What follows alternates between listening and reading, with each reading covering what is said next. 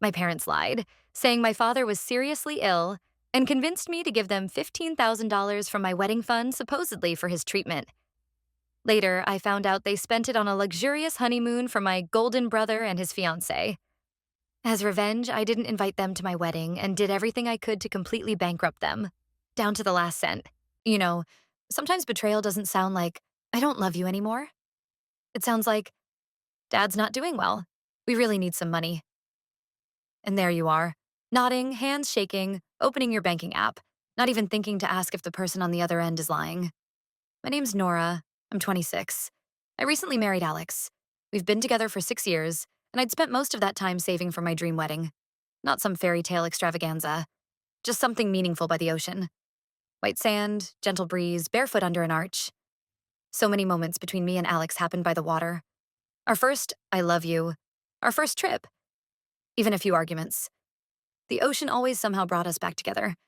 So that's where we wanted to get married. I work in marketing.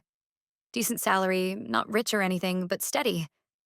I don't splurge. I live modestly. Every month I put a little away. After 5 years, I'd saved enough to book a beachside venue, a nice dinner, a good photographer. Not luxury, but enough to make it feel special. Then Mom called. Said, Dad's gotten worse. The doctors prescribed something really expensive. Insurance won't cover it. We can't manage on our own. I froze. My brain locked on one thing. Something's wrong. I didn't even ask what hospital, what tests. I just wired them $15,000. Because when someone says your dad is sick, you don't question it. You just help. We had to change all our wedding plans. Alex's aunt offered her farm for free, and I accepted, even though it wasn't what I'd imagined.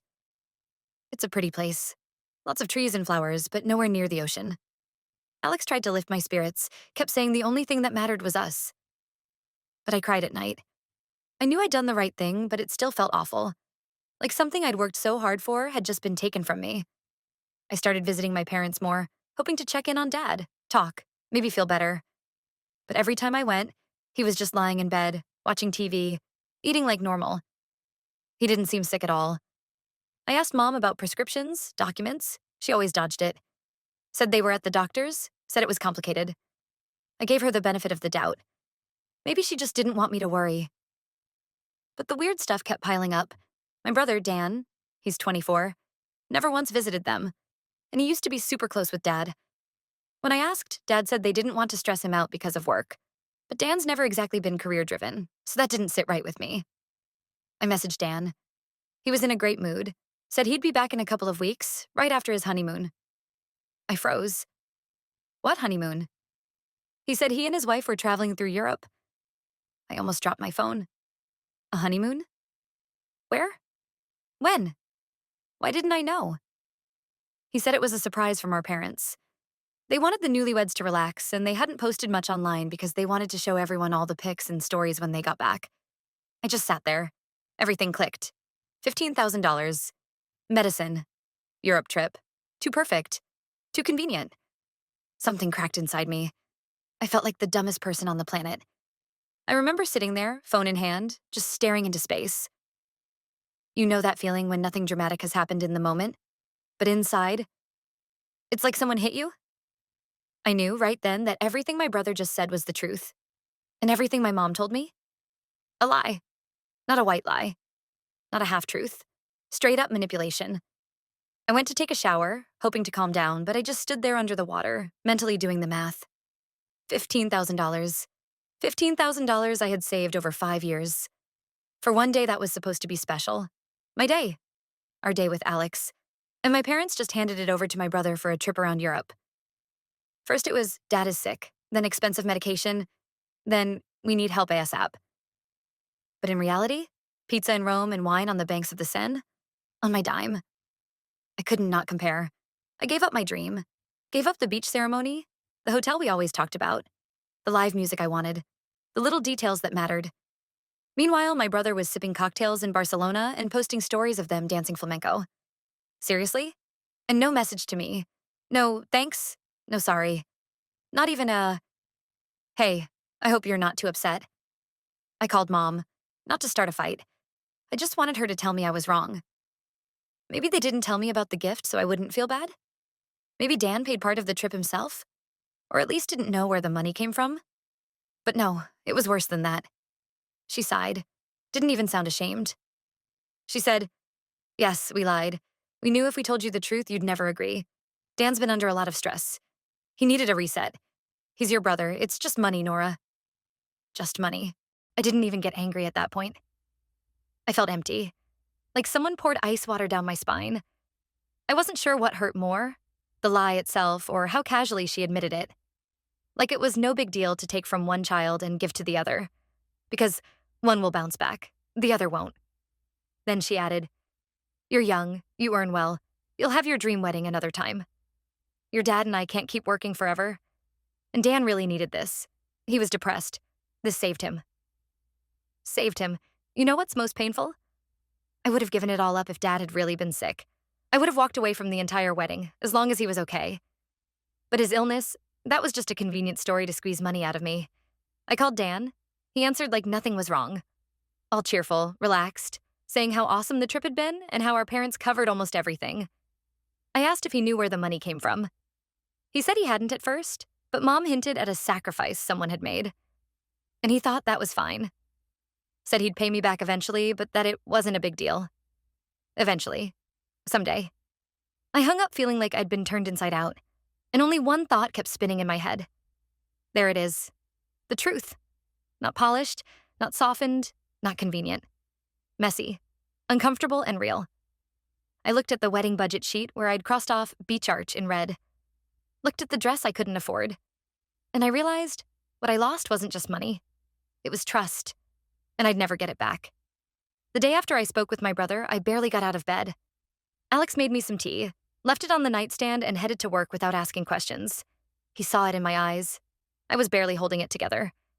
I just needed some quiet, some time to let it sink in. My family had lied to me. Not once, not by accident, but intentionally, coldly, calculated. I kept replaying their words in my head, like a broken playlist. "It's just money. You're still young, you'll bounce back." He was depressed. This saved him. It all sounded like I was a resource. Like they looked at me and thought, "She's strong. She'll survive. We can take from her. She'll be fine." But he's fragile. He needs care, on my dime. A part of me still hoped they'd understand what they'd done. Maybe try to make it right. Offer to return something. Anything. But instead, silence. And honestly, that was worse. Not yelling. Not excuses. Just silence. Like they'd decided, she's mad? She'll get over it. I tried talking to them one more time. I called. Not even sure why. Maybe I still wanted to hear some remorse. But my mom just sighed and said, "We've already discussed this. We don't have the money right now. We'll pay you back eventually. Just don't make this a tragedy. Don't make this a tragedy." I hung up without saying goodbye. That's when I knew they weren't coming to the wedding. Not my mom, not my dad, not my brother. I couldn't stand there in a white dress, smiling at people who thought it was perfectly fine to take everything I built and not even say sorry. I debated inviting just my brother. Maybe he hadn't known where the money came from. But honestly, if he didn't know, it's because he didn't want to. And now he was defending them. When I told Alex my decision, he nodded. Calmly. No questions. He supported me in silence. Just held me and said, "This is your day. It should be yours, not someone else's idea of what you owe them." And for the first time in weeks, I felt safe. A few days later, I was on my laptop making the guest list. Alex's family, a few close friends, a cousin I grew up with who still calls me every birthday. That was it. No out-of-obligation invites. Just people who love, who don't hurt, who don't play power games. I sent out the invitations carefully, making sure no one from that side of the family would catch wind. I knew if they found out, it would be more guilt trips, more drama, more tears. I was done being the girl who bends. I don't bend anymore. The wedding was getting closer, and weirdly, I felt lighter. No, it wasn't the wedding I dreamed of. The dress wasn't from a boutique. It was a sale rack find. We didn't have live music, but everything we did have felt real. Honest, not for show. And just when I started to breathe again, Dan called. His voice was calm. Too calm. He said Mom told him everything and that he was disappointed in how I handled things. Claimed I made a big deal out of nothing. That weddings are about love, not money. that I'd humiliated our parents and made them feel guilty.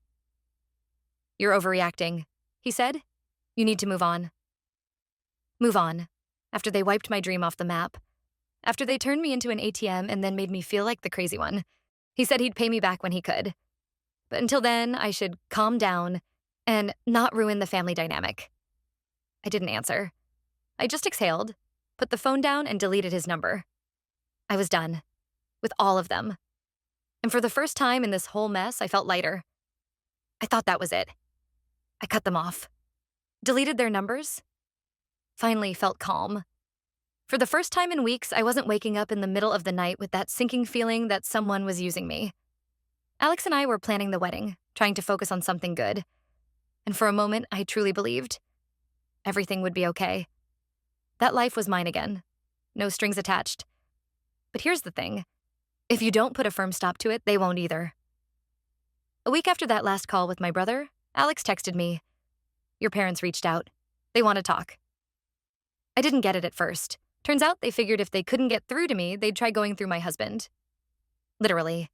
First messages, then they showed up at his work, sat in their car waiting for him to come out.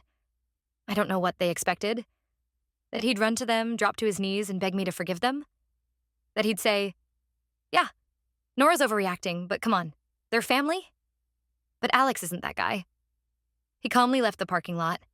They followed him, honking. He pulled over. My brother got out of the car, knocked on the window, said, "We want to talk, in person."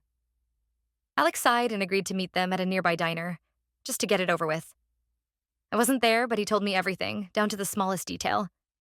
They sat down, and the performance began. My mom and dad, tag-teaming the pity act. We're so worried. We just wanted Dan to have a break. We already told her we'll pay it back. Why is she being so cruel? Then Dan chimed in. "You're her husband. You should talk some sense into her. She's tearing the family apart over nothing." Over nothing. And this is where Alex, my absolute genius, went full strategy mode. He acted like he understood. Told them, "Yeah, Nora's emotional, but deep down, she's kind.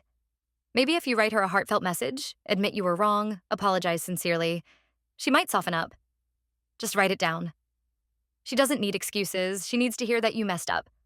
Own it." They fell for it. Completely.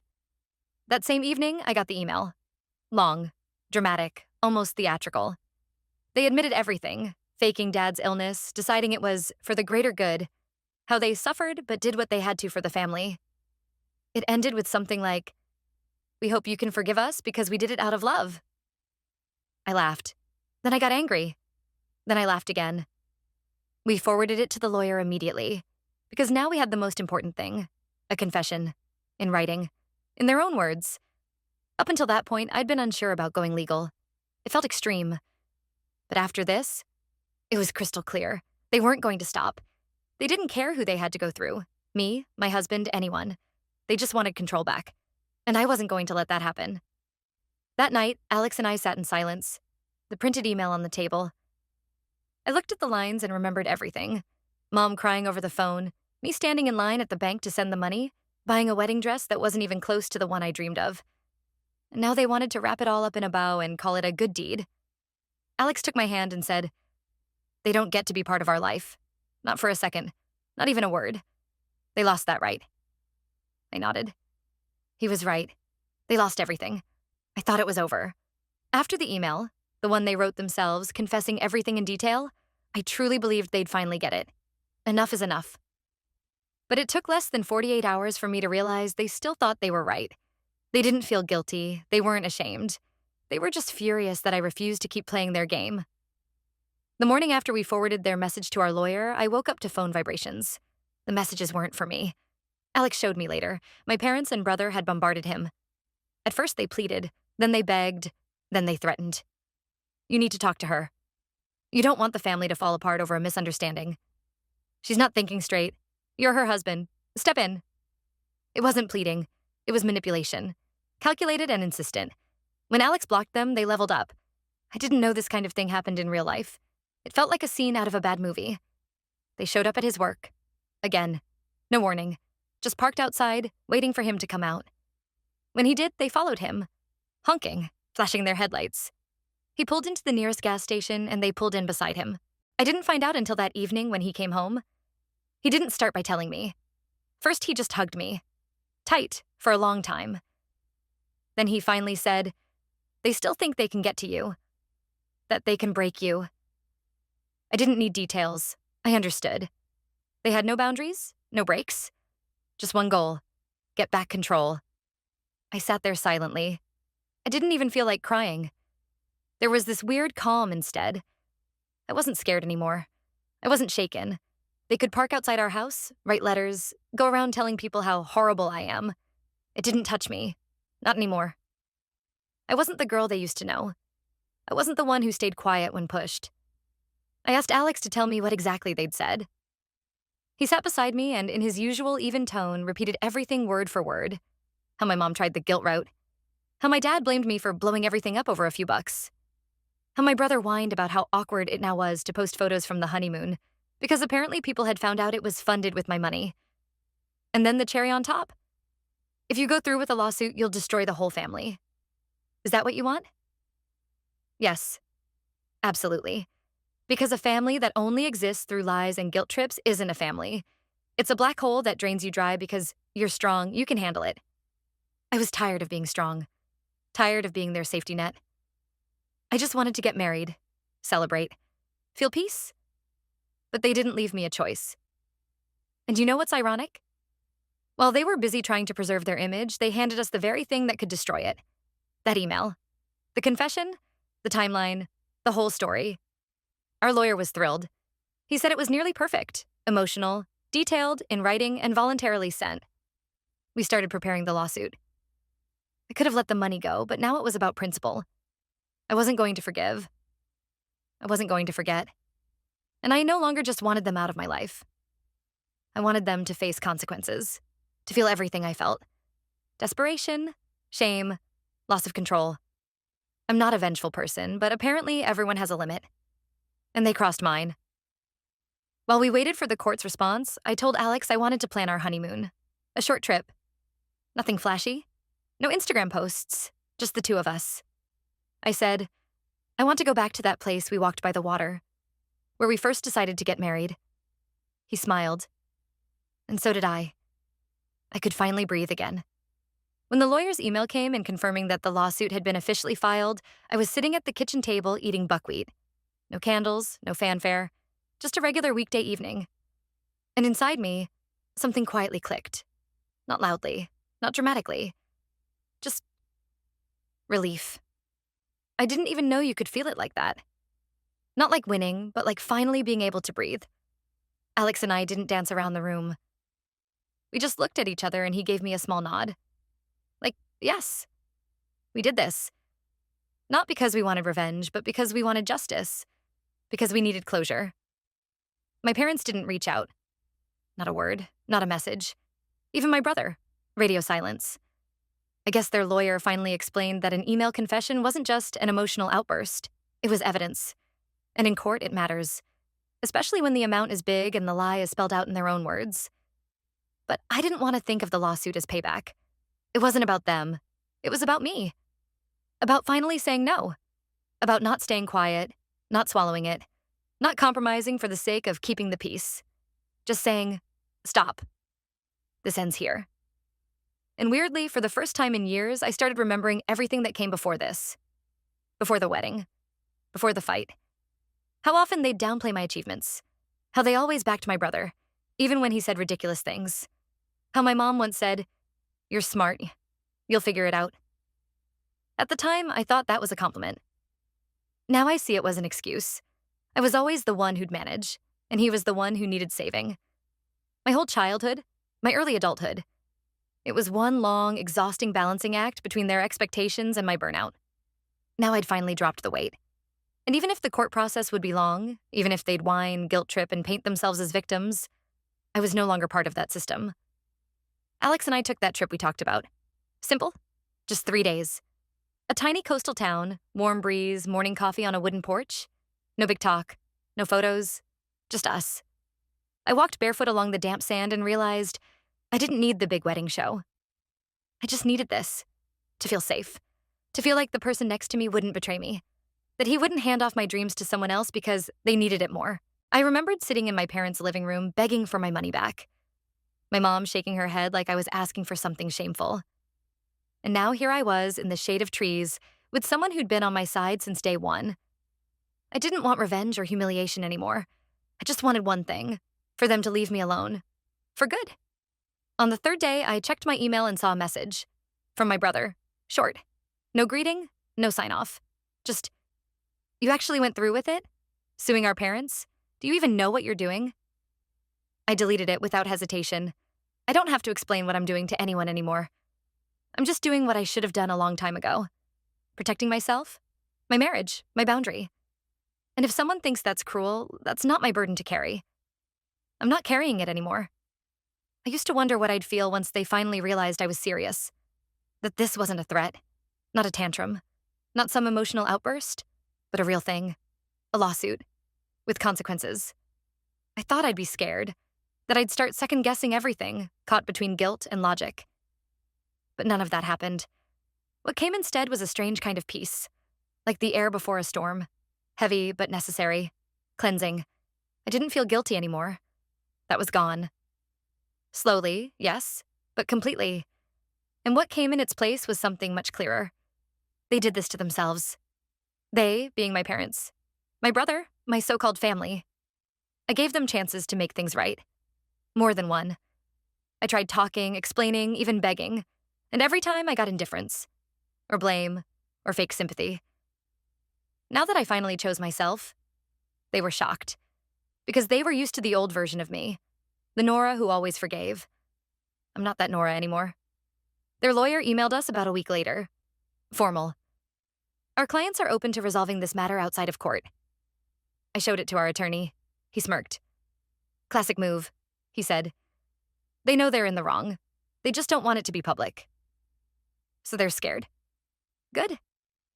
I didn't respond. Not because I wanted to drag things out, but because I didn't want to talk to them. Not even through third parties. They wanted to keep their hands clean. Now they can figure out how to wipe off the dirt they jumped into willingly. Then something strange started happening. People began reaching out. Family friends, neighbors, distant aunts I hadn't spoken to in a decade. Nora, are you really suing your parents? That was the headline. Some asked gently. Some with judgment. Some just straight up accused me. At first, I tried to explain. But by the second day, I realized there's no point. People who want to understand already do. The rest? They'll judge me no matter what. Because society still clings to this weird rule. Parents are always right, even when they lie, manipulate, steal. Because it's family. But what if family means pain? What if every time you speak to them, it feels like someone's squeezing the air out of your chest, and you're expected to smile through it? Then maybe that's not family anymore. I blocked everyone who came at me with guilt, not out of spite, just to protect my energy. My life is no longer a public debate. I don't owe anyone an explanation. I have a home, a husband, peace, and I'm doing everything I can to keep it because I've learned peace is fragile. All it takes is one crack, and the cold gets in. And I've noticed something else lately. I've changed. I'm quieter now, calmer, less reactive. But it's not weakness. It's strength. I'm no longer swinging between hope and disappointment. I'm done waiting for someone to finally change. I don't expect them to call and say, "We get it now." I don't need that anymore. They're gone. For good. Even if they still live in the same city. Even if they have my number. Even if they still call me daughter. It means nothing without love, respect, and truth behind it. And honestly, that realization feels like the biggest win of all. It's been almost 2 months since we filed the lawsuit.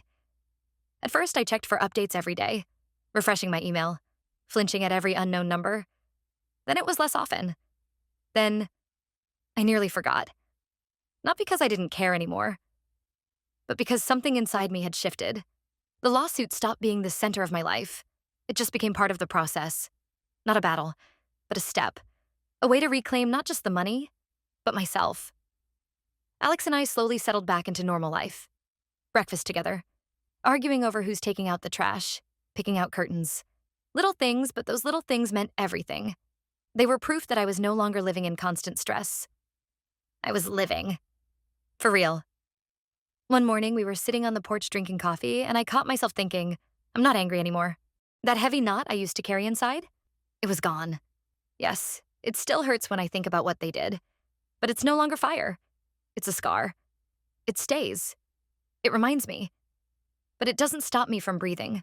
At some point, I realized I'm no longer waiting for an apology. I don't imagine them calling to say, you were right. I don't expect my brother to ever pay me back. None of that matters anymore. I let it go. No, I haven't forgiven them. And honestly, I probably never will. But I've taken back the most important thing, their power over me. They used to dictate my choices, my emotions, my reactions. Not anymore.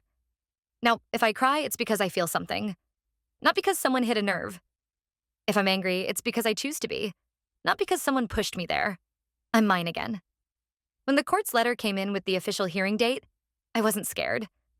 If anything, I felt calm, like a quiet kind of confidence. Because I'm no longer the girl who's afraid to defend herself. I'm a grown woman who had something taken from her, something she spent years building. And now I'm showing up to claim it back. No dramatic speeches, no social media posts.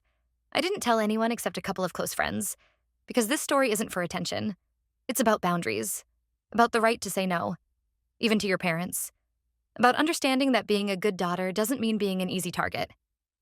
Sometimes I still feel a little sting, especially when I see someone walking hand in hand with their mom or laughing with their brother at a cafe. It stings because I'm still human. I still have a heart. It just isn't naive anymore. Not long ago, I found an old birthday card. My mom gave it to me when I turned 18. It said, "You'll always be my light, even if you walk your own path." I stared at it for a long time. Then I put it back in the box. I don't believe words anymore if they're not backed by actions. But I believe myself. I believe I wasn't cruel. That I didn't break the family. It had cracked long before I stopped pretending it hadn't. I just stopped picking up the pieces. And most importantly, I took my life back. Every part of it. The money? Maybe I'll recover it. Maybe not. But what I've already reclaimed matters more. Self-respect. Clarity. My voice. And with that, I move forward. Without them. But not alone.